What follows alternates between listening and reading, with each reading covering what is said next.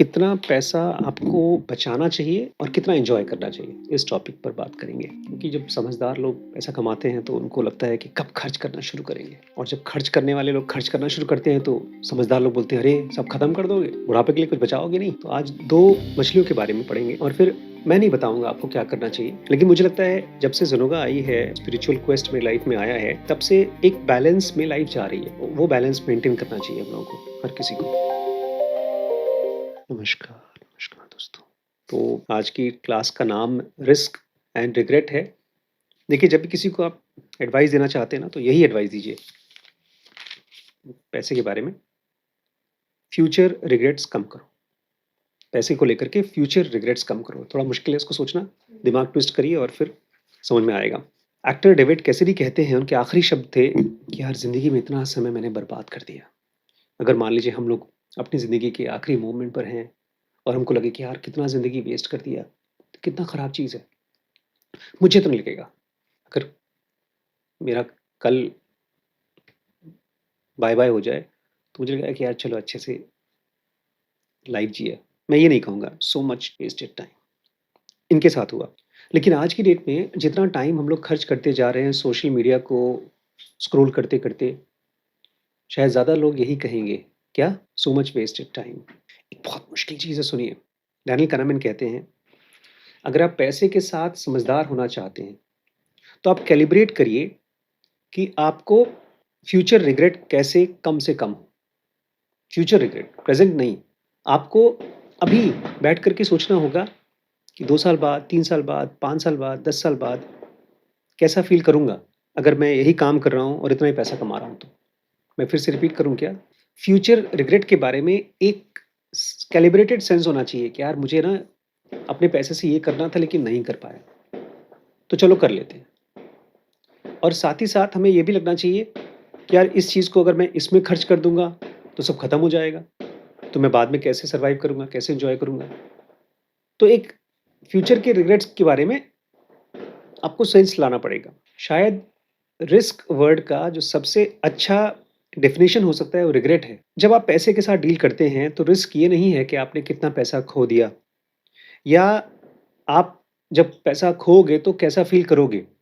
जैसे समय बीतता है, आपका लॉस ऑफ मनी वाला जो फ़ेज़ है, जो टाइम जाता है, उसको आप बोलते हैं यार ज़िंदगी ने वो सिखाया मुझे। जैसे मेरे को लगता है 4 साल मैंने एमबीबीएस और एमडी के बीच में गैप दिया। लेकिन 4 साल मुझे लगता है मैंने सीखा। मैंने एक प्राइस पे किया फॉर माय स्पिरिचुअल पीजी। सबसे बड़ा रिस्क तो होता है रिग्रेट, या शायद आपको रिग्रेट होगा ही नहीं। बहुत सालों बाद या शायद दसियों साल बाद आप सोचेंगे पीछे मुड़ कर के यार मुझे ये कोई चीज़ रही होगी आपको जो बहुत इम्पोर्टेंट लगती रही होगी और वो नहीं कर पाए। देखिए, ये कॉन्सेप्ट जो मैं बता रहा हूँ ये कोई सिंपल कॉन्सेप्ट नहीं है। क्योंकि हम सब जब रिग्रेट करते हैं ना, तो ऐसा होता है ऐसे बुखार आ गया, अब उतर नहीं रहा है।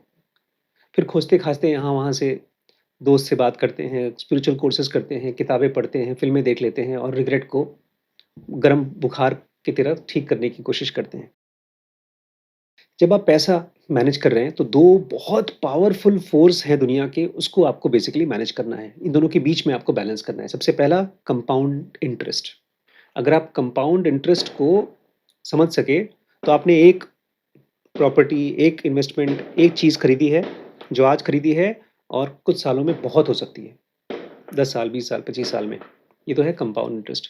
बहुत पावरफुल फाइनेंशियल टूल है। दूसरा ये कि भाई पैसा तो ठीक है आपका कंपाउंड हो ही रहा है, लेकिन हर रोज़ आप मौत के एक कदम और नज़दीक हो रहे हैं। इसलिए हर रोज़ अपने आप से पूछिए कि मुझे क्या, जैसे मैं डॉक्टर साहब को कहता हूँ कि टाइम चुरा-चुरा के एन्जॉय करो। तो अपने आप से पूछो मुझे क्या ठीक लगता है और उसको करो।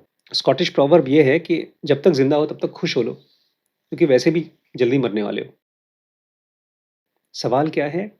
सबसे बड़ा दिक्कत ये है कि हम कितना पैसा फ्यूचर के लिए रखें और कितना आज खर्च कर दें। ये कोई आसान चीज़ नहीं है। 2 मछलियों के बारे में पढ़ते हैं, ख़ास तौर से उनकी लाइफ़ स्पैन के बारे में, कितना साल जीती हैं और कैसे वो इन्वेस्ट करती हैं अपने अंदर में। एक बहुत प्यारी-सी छोटी-सी मछली होती है, उसको बोलते हैं गप्पी फिश। बहुत प्यारी-सी होती है, आप देखेंगे तो आपको अच्छा लगेगा, सुंदर-सी होती है। बेचारी बड़ी ही दुःख भरी ज़िंदगी जीती रहती है, जब भी वो फ्यूचर के बारे में सोचती है। छोटी-सी है, बहुत सुंदर रंगीन दिखाई देती है, अपने आप को बिल्कुल बचा नहीं पाती है, इसलिए हमेशा कोई न कोई उसको खाने के लिए दौड़ता रहता है। चिड़ियाएँ खाती हैं गप्पीज़ को, बड़ी मछलियाँ खाती हैं, केकड़े खाते हैं, हर कोई गप्पीज़ को अपना फ़ेवरेट लंच मान के चलता है।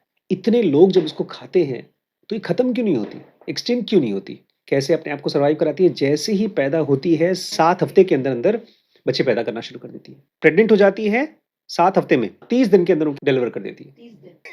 हर 30 एक 30 दिन पे। इंसान का बच्चा 9 महीने में पैदा होता है, इनका 30 दिन में। हुँ। 7 हफ्ते मतलब कितना महीना हो गया? डेढ़ डेढ़ महीने महीने से स्टार्ट हो गया बच्चा होना शुरू, रिप्रोडक्शन और 1-1 प्रेग्नेंसी। महीने पे फिर जवान हो जाती हैं डेढ़ महीने पे हुँ। और हर 30-30 दिन पे अपने बच्चे पैदा करके छोड़ देती हैं। बच्चे बच्चे ही पैदा करती रहती हैं, यही इनका तरीका है अपने आप को सर्वाइव कराने का। जब वो 6 महीने की होती है गप्पी, जब वो किसी चिड़िया उसको कोई चिड़िया खाती है, तब तक ये ग्रेट ग्रेट ग्रैंडमदर हो जाती है, मतलब पढ़-पढ़ दादी। देगा ही। एक 100 को पैदा करके छोड़ के जाती है। खा लो मुझे खा लो, लेकिन मैं अपना परिवार छोड़ के जाऊँगी। बेसिकली ये भविष्य के लिए जीती हैं, अपने आने वाले बच्चों के लिए जीती हैं। लेकिन इसका एक बहुत फ्लिप साइड भी बड़ा खराब-सा है। ये जितना भी जब ये बड़ी होती हैं और बच्चे पैदा करती हैं, अपना ज़्यादातर रिसोर्स खर्च करती हैं अपने बच्चों को देने में। इनके पास एनर्जी बचती नहीं कि अपना ख़्याल रख सकें। इनकी बॉडी ऐसी हो जाती है जैसे एकदम सस्ता प्लास्टिक का खिलौना। इनकी बॉडी में इतना रिसोर्स ही नहीं बचता कि सेल को ठीक कर सकें, मेंटेन कर सकें। जब तक ये 1 या 2 साल की होती हैं, एकदम बूढ़ी, बीमार हो जाती हैं। ढेर सारी अलग-अलग बीमारियाँ हो जाती हैं, ठीक नहीं होता बॉडी। ये वो फिलॉसफी है, योलो। तुम एक बार ज़िंदगी जीते हो बस। फ्यूचर में कोई इन्वेस्टमेंट नहीं होता। बस प्रेज़ेंट जो बच्चे हैं, उनको देते जाओ। सबसे ज़्यादा जीने वाली मछली है ग्रीनलैंड शार्क। उसकी कहानी सुनिए। इसका कोई प्रेडेटर नहीं है, कोई शिकार कर ही नहीं सकता इसका। ये एकदम हिटलर की तरह है। सब जगह यही सबसे बड़ा बॉस है। सब इससे डरते हैं, ये किसी से नहीं डरती। कोई डर नहीं है, तो जल्दी बड़े होने की ज़रूरत नहीं है। 500 साल तक तो ज़िंदा रहते हैं, नहीं, लेकिन जो जवान ह्यूमन होते रिप्रोडक्शन 18 साल अच्छा, में अच्छा। है, इनकी बच्चे जवानी पैदा चालू करने होती की है। कैपेसिटी इनकी 150 साल में आएगी। ये जब तक 20 साल के, 30 साल के, तब तक तो माँ की गोद में खेलने वाले बच्चे होते हैं। जवान होते हैं ये 150 साल के। 150 साल में सेक्सुअल रिप्रोडक्शन स्टार्ट होगा। बीच में करती क्या है? अपनी सुंदर, ताकतवर, जेन ज़ी परफेक्ट बॉडी को बना रही है। स्लो है, मेथोडिकल है और अपना सारा रिसोर्स कहाँ खर्च करती है? अपनी सेल रिपेयर और मेंटेनेंस में। इसकी बॉडी ऐसी हो जाती है कि इसको कैंसर और इम्यून डिज़ीज़ तो होती ही नहीं है, इन्फेक्शियस डिज़ीज़। तो ये है ultimate long term investor. Future के लिए सेव कर रही है। ये आज जो कुछ भी पाती है, वो सब इकट्ठा करके आगे सेंचुरीज़ के लिए बचा के रखती है। अंदाज़ा यही है कि ग्रीनलैंड शार्क 500 से 500 साल से तो ज़्यादा ही जीती है। पॉइंट ये है कि हमको सीखना चाहिए नेचर से। नेचर बहुत समझदार है फ्यूचर के रिस्क्स को असेस करने में और उसी हिसाब से अपने रिसोर्सेज को एलोकेट करने के लिए। फ्यूचर के रिस्क को असेस करना और उसमें अपने पैसे को एलोकेट करना।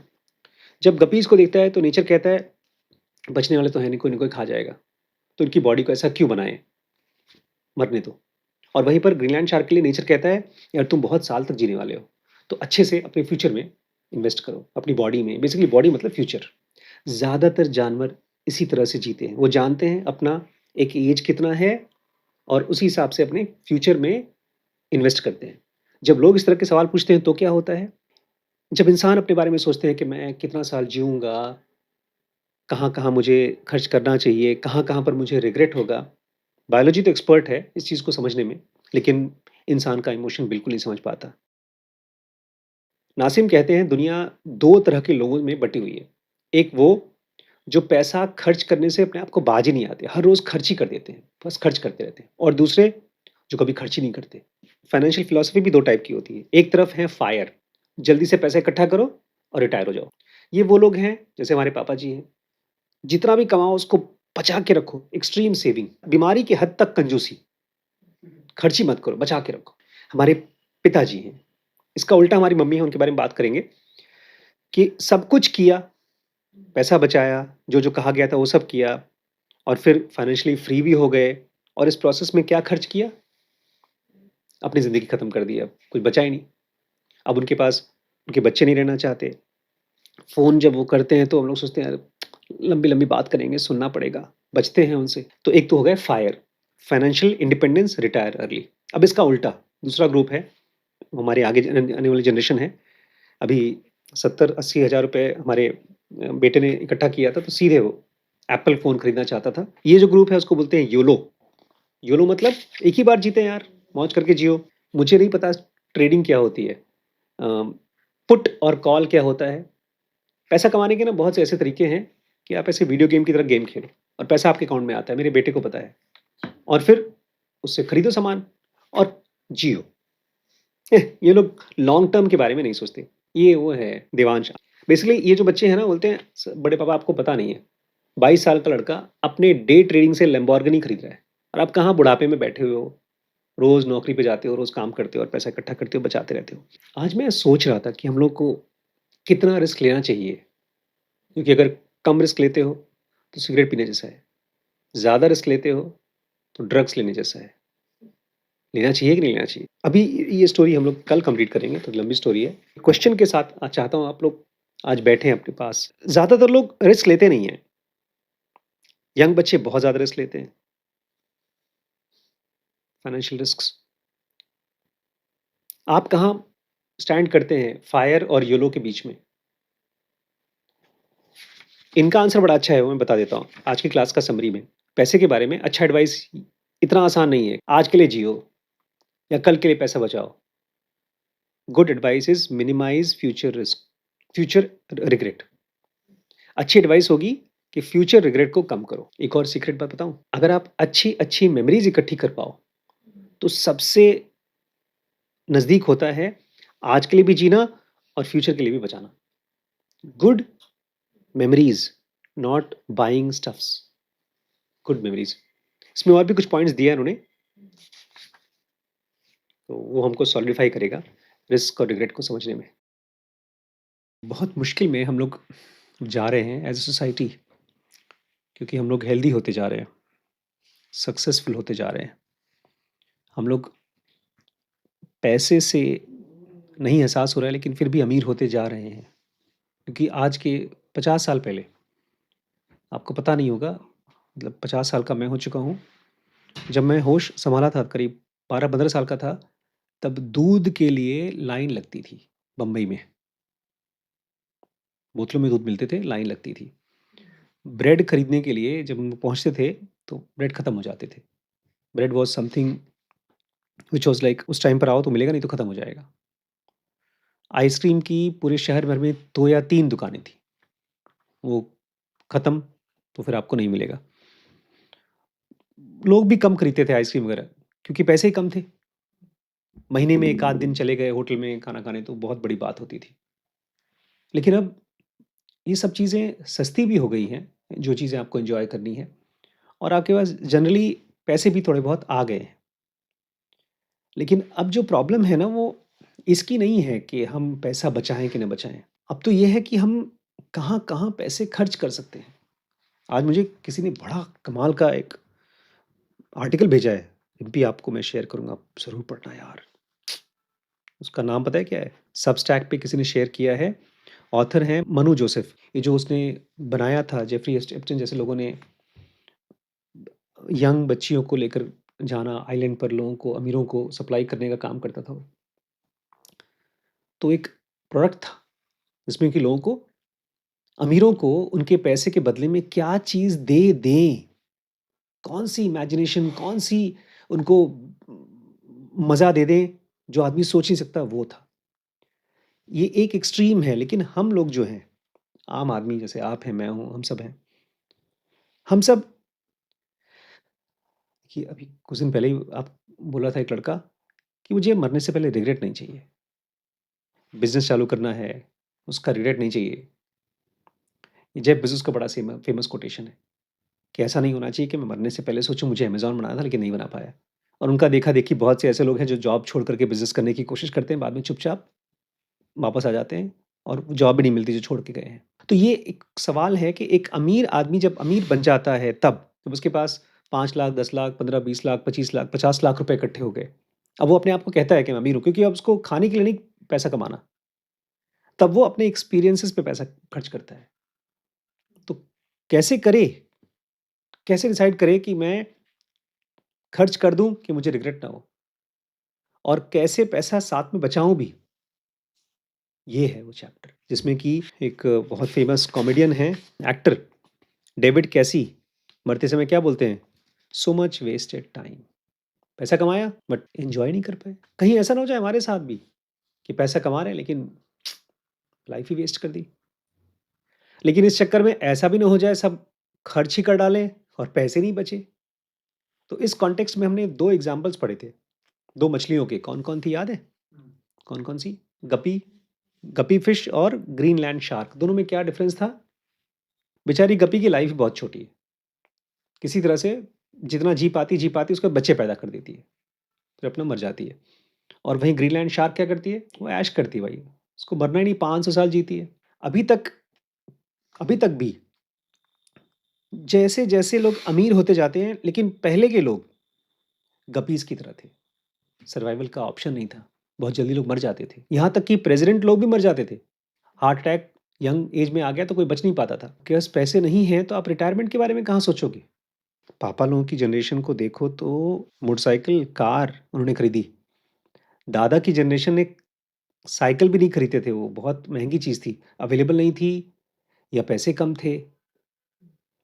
अब तो कार में भी ब्रांडेड कार कौन से खरीदने हैं उसकी जनरेशन है। बैंक में मुश्किल से 5 लाख इकट्ठे नहीं हुए कि 1.5 लाख की बाइक खरीदनी है भाई साहब को। नहीं, ये समझिए, ये हम किसी एक इंडिविजुअल के ऊपर न मत डालें। अ, मुझे याद है मेरे छोटे भाई ने 50,000 की शॉपिंग की थी जब उसके अकाउंट में 50,000 नहीं थे। मतलब 50 ही हज़ार थे। उसके बाद अगले महीने पैसे माँग रहा था कि मुझे बीमारी के लिए पैसे चाहिए। जबकि वो गवर्नमेंट जॉब कर रहा है, 20 साल से जॉब कर रहा है। तो ये एक रिस्क एंड रिग्रेट का चक्कर है। क्यों लोग खर्च करते हैं? क्यों लोग पैसे बचा नहीं पाते हैं? लेकिन जो लोग खर्च करते हैं वो भी तो करेंगे ना, नहीं तो रिग्रेट नहीं होगा। पिछले महीने कितना खर्च किया हमने 3 महीने में डिकैथलॉन में? मतलब 50,000 12,000 रुपए महीने वाले ने कितना खर्च किया होगा? 2 महीने की सैलरी उन्होंने खर्च कर दी कपड़ों में, ना? 2.5 महीने की सैलरी एक तरह से। नहीं देखिए, अब हमको इसको ऐसे देखना होगा जैसे ये किसी और की लाइफ़ है। आप अपने आप को कैसे देखते हैं? गप्पी की तरह देखते हैं कि शार्क की तरह देखते हैं? नहीं, नहीं, अभी देखिए यहाँ पर कोई इंस्ट्रक्शन नहीं है। ये तो केवल हम अपने थॉट को एक स्पेस दे रहे हैं, क्योंकि कल ही हमने बात की अमन से, परसों बात की, कि अगर तुम 1.5 लाख की बाइक लेते हो, तुम एक शायद एक एक्सपीरियंस खरीद लोगे, बट फ्यूचर ज़्यादा इनसिक्योर होगा। वो डर रहेगा ना, हमने इनको डाँटा कि एसी खरीद रही हैं, लेकिन अगर वो एसी नहीं खरीदती तो इनके लिए वो एक भाई गर्मी का टॉर्चर नहीं झेला जा रहा था। ये बहुत मुश्किल सवाल है जो आपको अपने आप से रोज़ पूछना पड़ेगा। हर महीने जब आपके पास पैसे आएँगे, कुछ पैसे बचेंगे, तो आपको पूछना पड़ेगा, मैं कितना बड़ा रिस्क लूँ और किस रिग्रेट को नहीं झेलना चाहती मैं। अब दिक्कत ये है कि पहले तो लोग जल्दी मर जाते थे, अगर नहीं बचा है तब भी मर गए तो कोई प्रॉब्लम नहीं है, लेकिन अब लोग ज़्यादा बचेंगे, ज़िंदा रहेंगे। अब लोग पैसे नहीं बचाते, अब लोग एक्सपीरियंस पे खर्च कर देते हैं, लेकिन अब उनकी उम्र बढ़ती जा रही है। तो हमारे ज़माने में तो भैया हम तो 60-70 साल की उम्र पे, अब मेरे मेरे पिताजी 70 साल के हैं, वो हर दिन सोचते हैं कि क्या पता आज ही जा रहा हूँ मैं। आज भी मम्मी बोल रही थी, हम दोनों में से जो भी मरेगा पहले एक ही आदमी मरेगा ना, दूसरा तो बाद में मरेगा। लेकिन आपकी उम्र में और आगे की आने वाली जनरेशन में कहते हैं 1/3 लोग 90 साल तक बचेंगे, ज़िंदा रहेंगे। अब 90 साल तक ज़िंदा रहने के लिए आप कैसे खर्च भी करोगे? क्योंकि प्रेशर भी पड़ रहा है। अगर गाड़ी है बगल वाले के पास तो आपको गाड़ी चाहिए। एक और अच्छी चीज़ थी, पुराने ज़माने में पैसे खर्च करने का ऑप्शन ही नहीं था। बाइक में 2 कंपनी थी, यज़दी, एनफ़ील्ड। उसमें भी बहुत कम, एकदम एप्पल की तरह था। महँगा प्रोडक्ट था ही नहीं, सस्ता ही प्रोडक्ट होता था। बजाज, चेतक, लैम्ब्रेटा ऐसे 3-4 स्कूटर्स होते थे और कोई ईएमआई का ऑप्शन नहीं होता था, बैंक से लोन नहीं होता था। लेकिन अब आप ज़्यादा कमाते हैं, बट उससे भी ज़्यादा खर्च करने के ऑप्शंस हैं। और अब तो क्या चाहिए अभी 12-1 बजे आ गया सामान, ड्रोन से सामान आएगा अभी जल्दी से। बता रहा था अमन कि फॉरेन टूर करना है इस साल। करना है तो करना है। किससे? हम लोग को उस दिन बात हो रही थी, बोलता है बाइक नहीं खरीदेंगे तो फॉरेन टूर ले लेंगे। दुबई तो जाना ही जाना है। 50 साल की उम्र में मैं दुबई गया हूँ, उनको जाना है 25 साल की उम्र में। मैं भी एक्सपीरियंस लेने के लिए नहीं गया, थोड़ा-सा इसको समझिए। मुझे कोई रिग्रेट नहीं होता अगर मैं दुबई नहीं जाता तो। हाँ, लेकिन मुझे रिग्रेट ज़रूर होता अगर दुबई को मैं एज़ अ बिज़नेस प्रॉस्पेक्ट नहीं स्टडी करता और बिज़नेस प्रॉस्पेक्ट की तरह ही समझने के लिए मैंने अमित को और बागड़ी जी को कनेक्ट किया। अगर मैं घूमने के लिए जाता तो शायद किसी ट्रैवल कंपनी को कॉन्टैक्ट करता और उसमें मुझे वीज़ा का फ़ीस देना पड़ता, होटल का पैसा देना पड़ता, वहाँ टैक्सी का पैसा हमने कम से कम नहीं तो 1 लाख रुपए बचाया है इस ट्रिप में। अब की दुनिया में इतनी अपॉर्च्युनिटी है कि पैसे को अभी एन्जॉय कर लो। भविष्य का सोचो ही मत। और अब वो जनरेशन है जो भविष्य में ज़िंदा रहने वाली है। 2 चीज़ें आपको एक साथ सोचनी है। Saving for tomorrow while still living for today. आज के दिन को पूरे अच्छे तरीके से एन्जॉय करो और आज ही कल के लिए भी पैसे बचाओ। 90% लोग इसके बारे में सोचते भी नहीं है। या तो एन्जॉय कर लो, टेंशन खत्म करो, कल की कल कमाएँगे। वो ऐसे सोचते हैं या बुड्ढों की तरह खर्च मत ही करो। टेंट में रहो, पुआल पे सो जैसे पापा जी हमारे सोते रहते हैं। मर जाओ एकदम, मम्मी बोलती है, "मर जाओगे पैसा का क्या करोगे लेके जाके?" एक साथ इन दोनों चीज़ों के बारे में सोचने पे एकदम दिक्कत हो जाती है। एंगस्ट क्या मतलब है एंग्स्ट का? घबराहट, टेंशन। एक तरफ आपकी सोसाइटी अमीर होती जा रही है, मतलब खर्च करने के ऑप्शन बढ़ते जा रहे हैं और उसी के साथ-साथ आप लंबी ज़िंदगी भी जी रहे हैं। और अब टेंशन ये है कि जितना लंबा आप जिएँगे, उतने ही बकवास खर्चे करेंगे। तो आप उतने गरीब होंगे, लंबे जिएँगे और मिज़रेबल तरीके से जिएँगे। मॉर्गन हाउसल जो वन ऑफ द बेस्ट और राइटर्स हैं, थिंकर्स हैं फाइनेंशियल वर्ल्ड में कहते हैं मैं इस चीज़ से इम्यून नहीं हूँ, मुझे भी ये फ्रस्ट्रेशन हो रही है। मैं अपना बहुत बिलीव करता हूँ कि पैसे बचा के रखो, लॉन्ग टर्म इन्वेस्टिंग करो। लेकिन मैं नहीं चाहता हूँ कि जैसे एक बूढ़ा आदमी पूरे टाइम पैसा बचा कर के रखा है और फ्रस्ट्रेटेड मर रहा है कि यार पैसे बचा के किया क्या? ऐसी ज़िंदगी मैं नहीं चाहता हूँ मरने के टाइम। देखिए आज की क्लास में मैं आपको कोई ज्ञान नहीं देने वाला हूँ। खाली ये 2 पर्सपेक्टिव के बारे में अपने आप से पूछने के लिए कहूँगा। मैं तो मेरा क्लियर है। मुझे तो अभी जितना पैसा बचाना है बचाओ क्योंकि मेरे पास एक वाइफ़ है जो एक्सपीरियंसेस पर उड़ाने पर काम करती है। हालाँकि अब वो भी बहुत कंट्रोल हो चुकी हैं। मुझे बड़ी शर्म आती है कि यार मैंने कैसी बीवी बना दी है। लोगों की बीवियाँ खर्च करती है, मेरी बीवी बचाती है। देखिए मेरी लाइफ़ में बड़ा सिंपल फंडा है, एन्जॉय करो सस्ते वाले। जैसे नेटफ्लिक्स ₹100 का एन्जॉय कर लो, 2-2 4-4 घंटे एन्जॉय कर लो, फ़िल्में देख लो। जंगल सफारी कर लो। जंगल सफारी कर लिया, फ्री का मतलब किसी ने फ्री में दिया हमने तब कर लिया। और क्या एन्जॉय करो? बुक्स एक 500 ₹500 की किताब 4 महीने चलती है, एन्जॉय कर लो, नॉवेल पढ़ लो और जहाँ कहीं महँगा खर्च हो, उसको टाल टाल दो, कल करेंगे, कल करेंगे, कल करेंगे। बट आपको दोनों के बीच में एक और बिकॉज़ ये दुनिया ज़्यादा फ्रस्ट्रेटिंग हो गई है, पुराने ज़माने में फ्रस्ट्रेटिंग नहीं थी दुनिया, बल्कि लोग पैसा खर्च करने में शर्माते थे।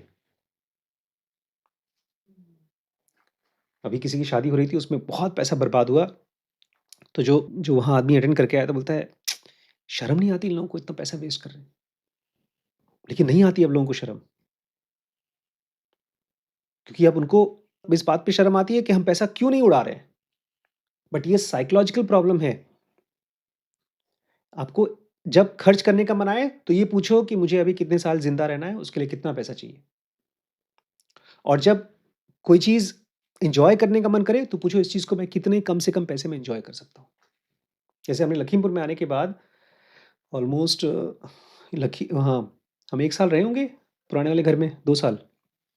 1 साल वहाँ रहे, डॉक्टर प्रियल सिंह के यहाँ हम लोग ऑलमोस्ट 1.5 साल रहे, उसके बाद हमारे घर में एसी का माहौल चला है। एसी तो वहाँ भी था, बट चलता ही नहीं था, बिजली का बिल बहुत कम आता था। तो मतलब ये है कि दिमाग में अपने आप को यही सोच के चलो कि हम मिडल क्लास हैं, मिडल क्लास हैं, मिडल क्लास हैं, उसमें से आपको फ्रस्ट्रेशन नहीं होगा बिकॉज़ जैसे ही आप ये सोचते हो ना यार सामने वाला ये 1.5 लाख की बाइक खरीद रहा है या वो 50 लाख की कार खरीद रहा है और मैं नहीं खरीद पा रहा हूँ, वहीं पर आपकी रिग्रेट चालू हो जाएगा। मुझे रिग्रेट होता ही नहीं है कहीं पर, क्योंकि मैं वही हूँ जो मुझे याद है आज भी 12,000 13,000 रुपए हम लोगों को सैलरी मिलती थी, जब हम एमबीबीएस कर चुके थे। मैं तो वही सोचता हूँ 13,000 रुपए आ रहे हैं, उसके ऊपर आ ही नहीं रहा है।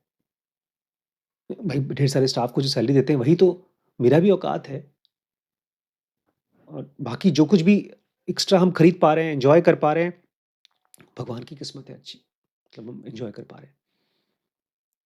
मुझे तो ज़्यादा खुशी इस बात पे होती है कि पैसे बच रहे हैं बिकॉज़ वो मेरे को भी बचेंगे, फिर बाद में बच्चों के लिए भी हेल्प करेंगे, उससे हम लोग फिर आश्रम बना पाएँगे। वो भी मेरा एक जॉय है। मुझे ऐसा लगता नहीं कि मैं सेविंग फॉर द फ्यूचर कर रहा हूँ, मुझे लगता है मैं उसको एन्जॉय ही कर रहा हूँ। आज अगर हम एक 10 एकड़ का कैंपस बना पाते हैं, तो that is saving for the future enjoying it now also. Hmm, I don't know, ये बड़ा मुश्किल चैप्टर बनाया है इसने, रिस्क एंड रिग्रेट। इसमें इसने लिखा है, एकदम शुरुआत में, चैप्टर की शुरुआत में लिखा है, फ्यूचर रिग्रेट को कम करो। अब मेरे लिए फ्यूचर रिग्रेट क्या है? मेरा सपना है आश्रम बनाना, तो फ्यूचर में बनेगा, तो मैं उसके लिए ज़मीन ले लिया हूँ, मतलब लेने की सोच रहा हूँ। एक तो ले लिया, लेकिन मुझे लगता है उसमें हम नहीं बना पाएँगे। दूसरा, मुझे ऐसे सोच-सोच के फ्यूचर रिग्रेट कम करने के चक्कर में हमारी ढेर सारी इन्वेस्टमेंट हो गई है, नहीं तो शायद हो ही नहीं पाती। मिनिमाइज़ फ्यूचर रिग्रेट, ये अपने लिए करिए। ऐसे करेंगे, अभी कल 2 एग्ज़ाम्पल और देंगे, तो हम इस चैप्टर को कंप्लीट कर पाएँगे। एक्चुअली पैसे को स्पेंड करना, ये अपने आप में ये ईज़ी ऑप्शन है। जब भी आप कुछ खर्च कर रहे हैं, आपको यूटिलिटी के बारे में सोचना है कि मैं किस चीज़ को खाली खर्च नहीं कर रहा हूँ, उसको यूज़ भी कर रहा हूँ। जैसे आप लेकर गई थी इस बार हम लोग को दुबई में, तो आपने जानबूझ के, देखिए बहुत आसान होता कि आप जाकर वहाँ टिकट लेते। एक टिकट था, मुझे याद है 15 या 15-16 हज़ार का था। आपने 7,000 में 3 जगहों का टिकट लिया, नहीं तो 15-15 हज़ार के 3 टिकट लगते उसमें। एंड वो फ्लाई व्हील था, फ्रेम था, ऐसे 2-3 जगहों पर। तो जब आप अपने आप को ये सोच के चलोगे ना कि मुझे बचा-बचा के चलना है, एन्जॉय तो करना ही है, तो दिमाग फिर इसको भी एन्जॉय करेगा, बचा-बचा के खर्च करने में। हम लोग अभी कल किसी की शादी में गए थे, और उन्होंने जो कपड़े पहने थे, बिल्कुल बचा-बचा के नहीं पहने थे। खोल-खोल के पहना था। अजीबो-गरीब, एक्सपोज़ करने वाले कपड़े। ऐसे ही हम लोग अपने पैसे को खर्च करते हैं, खूब फेंक-फेंक करके, एक्सपोज़ करके खर्च करते हैं। बचा-बचा के वी शुड एन्जॉय स्पेंडिंग माइज़रली,